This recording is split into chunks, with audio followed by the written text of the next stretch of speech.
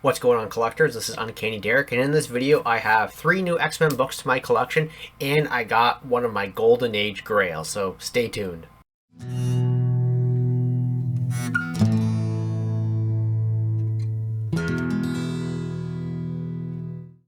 And of course, if you like what you see, please don't forget to hit like and subscribe down below and leave some comments. I love to respond to them all.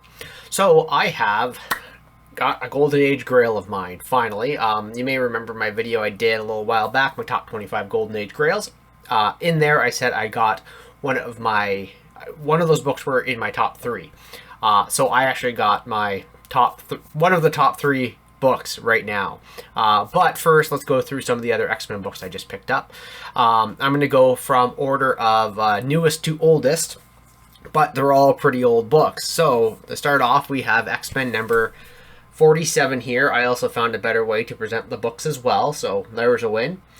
This is X-Men number 47. It is by Gary Friedrich and Arnold Drake with artwork by Don Heck. Nothing crazy happens in this story. This is one of the books that happened, obviously 47 until a little bit later in the series, where because the X-Men books weren't selling too well, they decided to have a lower, not feature the title of the book, but feature the characters within. So they did this with Marvel Girl and Cyclops as well, and they, you may remember seeing like the power of Magneto, and Magneto's name was big sprawled across the cover instead of X-Men. So this is one of those books. They fight Maha Yogi again, which is Merlin. Yeah, it's a grades around 5.0. There's a little bit of a cover tanning, and there's some decent creases in it, but I needed the book. It's now in the collection, so that's a good win. Next up is one of my favorite artists of this X-Men era. This is X-Men number 38, and the cover artist here is Dan Adkins. The book is by Roy Thomas and Don Heck. Dan Adkins, he did the cover to number 31, which is the Cobalt Man, and he also did the cover and interior to number 34, which is the cover with Tyrannus on it. And I found his art to be very mature for the X-Men series. It was, everybody seemed a lot older, and I actually thoroughly enjoyed his work on it. He didn't work on that many books, but it was a really cool. I just really appreciate his artwork on it, really. And so, like, you'll see there, Angel, I can zoom in a little bit better.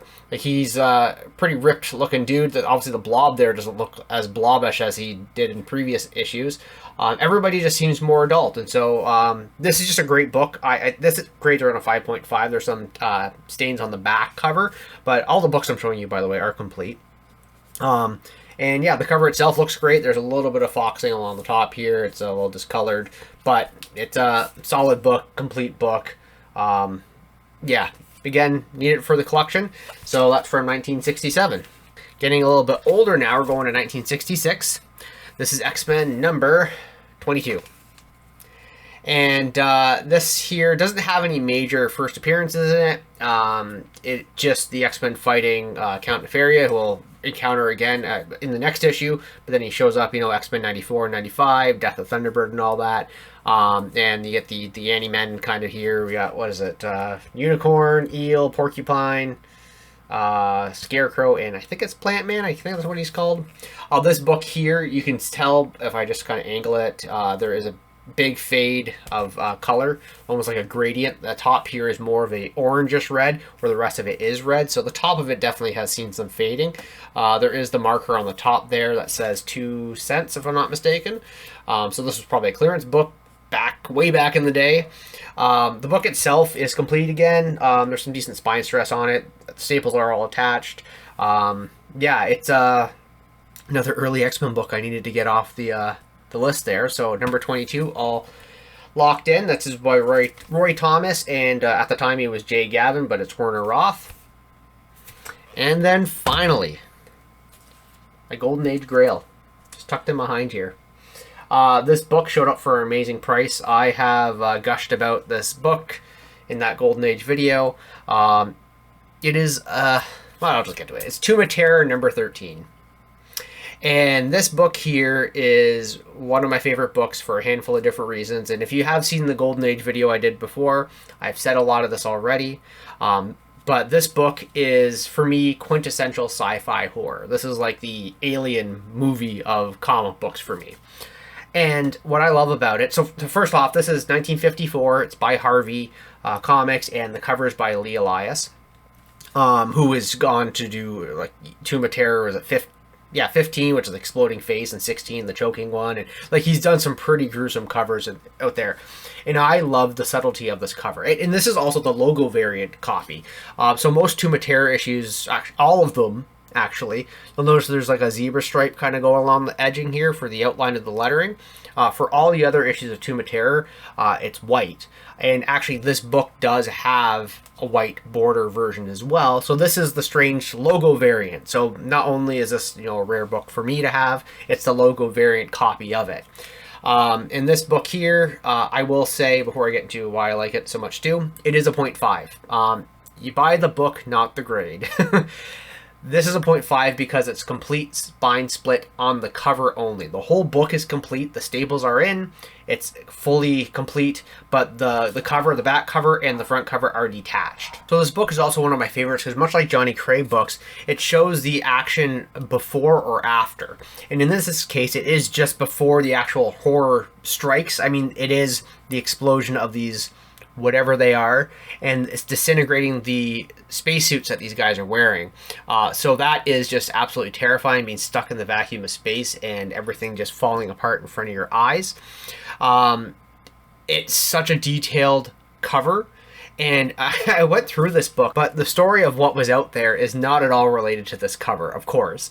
That's the case with most of the most horror books generally. What you see on the cover is not actually what happens in the book, but it gets you to buy the book. And so what was out there is essentially two scientists go up into space and they almost find heaven or like this beautiful world, and they turn back around. It was actually like the least horror of stories that existed, but the cover still stands for it on its own. And this book, again, it came up for an incredible price. And I am just absolutely enthralled to have it.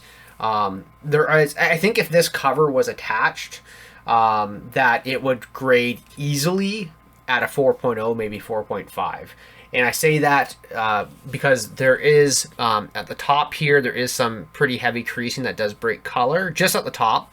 And then obviously we have the nick right there that takes out from the staple, so that's partly why the cover is detached. The spine on the book here, you can't really see too much of it, I'm sure, but obviously the book itself, with the cover being detached from the back, there is some obvious wear on there. But honestly, I wouldn't get this restored. I thought about it, like it actually, there's also a little nick there on the bottom corner. I considered getting the book restored, but the cost of getting it restored and getting the cover back on it would end up being significantly more than what I had paid for it. And this book is not a high demand Tomb of Terror book.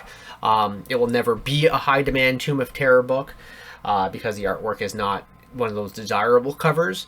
But so I opted probably not to get it restored, even though I think that it would be an easy restoration. But yeah, just the colors they pop on it. It's very vibrant. I mean, maybe even a 5 on a good day at CGC, maybe. But yeah, it's a 0.5, unfortunately, for the grade. But it's in my top 3 of pre-code horror books to own. I am so thrilled to have it. I can't believe I own it. I can't believe that it, for being a 0.5, it looks this good. Again, I could just pull this up for the next 20 minutes. How about that? And you guys just admire this amazing cover by Elias. Like, wow. So anyway, those are the newest books in my collection, and I hope you guys really enjoyed this video. Of course, if you had any questions or want to leave a comment down below, please do so. Don't forget to hit like and subscribe. Click on any of the videos you see here next to me, and I'll see you guys in the next video. Thanks for watching.